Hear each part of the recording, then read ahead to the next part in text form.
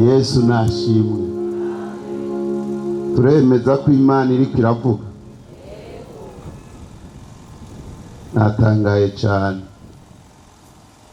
umutima naririmbye, ahandi naho numva by'ukuri Mwami Yesu adukunda cyane, arakunda igihugu cyacu.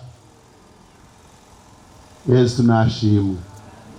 Ubibone nk'uko ndiko ndabibona, Imana iri kwiravuga, uko niko guhezagira igihugu. Iyo duhezagiye mu nzego hakaba abemanga izina rya Yesu, jambo Imana yamutekereye, amajambo akurikirana ubwawe kugira ngo bikunde, naruhebwa yumve ingene Imana yahagurukije abakozi. Ntacyo dufise tuzogira gute? Tuzokwireguza. Tugomba dusenga Imana, dusengera ishengero, dusengera uyu muntu wese umutima wiwe uremerewe n'ibyaha. Biragaragara ko Imana ikurondera. Uyu muntu yambaye impuzu zitamenyekana nk'uko twabyize. Dusomera ijambo muri Matayo igice cya 5 murongo w'13. Muri umunyu uriya Imana ntiyavuze ushitse kuri kaya kaburungu, ahandi turajya kubandanya n'urya murongo gusa. Imana ntiyavuze ngo turi umunyu wunga ijuru, turi umunyu w'igi. Ni ukuvuga ngo evaluation yacu naha nyene mu isi nibo baturaba, ingene twakiriye Yesu n'ingene tubigendera.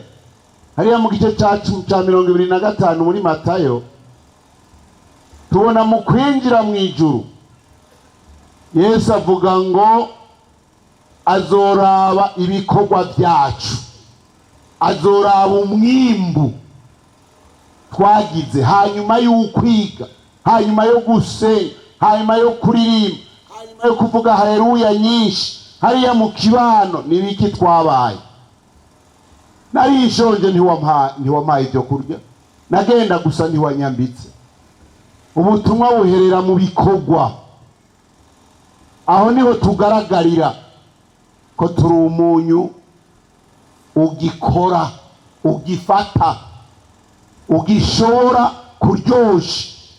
Ariko Yesu ntiyaheza kuvuga ngaho ari Kaperinaumu hanyuma ya kaburungu. Ariko iyo umunyu uheze uburyohe, ubu kiryoshwa n'iki? Ntacuba ukimaze atari ugutabwa ugahonyangwa n'abantu. Imana idufashe cyane. Nta kintu kibi kugusanga umunyu waratitutse udashobora kuwurunga ngo ufate ibifungurwa. Niko n'umuntu mu buzima bwiwe ari mu ishengero yaratakaje nk'uko twagiye tubyumva, acaba umunyu watitutse. Abantu bamubona bamuzi bagaheza bagatangara. Icompa bihagire n'umwe aba hano afise umutima watitutse, yerekana ingeso n'ibikorwa bitavuga Yesu, bitemanga. Yakobo amaze kwemanga agaca bugufi avuga ati uwo ndiwe ndigisuma. Mana yaciye imuha imbabazi. Amen. None rero turahamagaye uyu mwene data aremerewe n'umutima, tumusengera Imana. Kaze nturabe uwundi, wirabe mu mutima. Hariya nyene, hariya nk'uko ijambo ry'Imana ryakwigishije. Uvuga uti nukuri hamwe urupfu rwoza Jesi noja mu ijuru. Wowe nyene uvyirabire kandi wongere urabe uti hari ibyo nishe muri iyi si, natumwe kuba umunyu urunga, umunyu mwiza, ingabire z'urukundo, kwihangana. None herabe ibyo ndimwo, ibi bintu biriko biva mu mutima wanje nkabishitsa, mboneka naratitutse. Kaze mu maraso ya Yesu. Aho uri turaguhamagaye, Imana iguhezagire. Amen. Turagushimiye Mana nyakubahwa, nyenisi n'ijuru, Mana ufise irema ry'umuntu mu kuboko kandi ufise iminsi yiwe mu kuboko. Turagushimiye kuri Imana ivuga, wazanywe no gutanga imbabazi aha dukoranye. Uragomba kubohora uboshwe, uragomba guhindurira umuntu icyumba yarabohewemwo.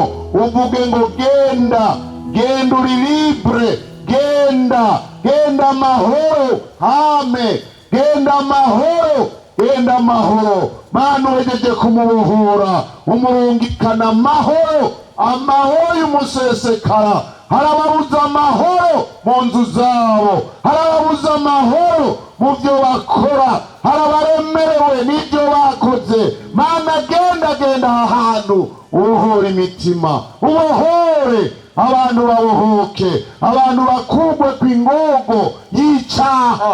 Icyaha ni kibi, icyaha kiraburabuza, icyaha giherekejwe n'umuvumo. Mana ubohore. Iyi ni isaha yawe, duhaye kazi ijuru. Amen. Duhaye kaze mpwemu yera yatumwe kw'ishengero kwemeza abantu ibyaha byabo. Turagomba Mana mpwemu yera gende hano. Urakoze sabuni ry'umumesuzi, urakoze ko wineze, wavuze ufoboye, wavuze umenera inda kugwara, wavuze mu ijambo ryawe. Turanezerewe kuronka ijambo ry'ubugingo, ijambo ribohora, ijambo ryerekana intumbero y'icyo ugomba. Uragahezagirwa Mana, uragahezagirwa, uragahezagirwa. Uhezagira abakozi bawe, umwe wese aho yakuye. Umuha umugisha Mana, umuhezagire. Umugisha w'Imana ubahoreko, umugisha w'Imana ubarambishe, umugisha w'Imana ubakikuze. Mahoro y'Imana atagabanuka. Haleluya. Ababeko urakoze kuri Imana udukunda. Dusenze dushima mu izina ry'umwami wacu Yesu. Amen.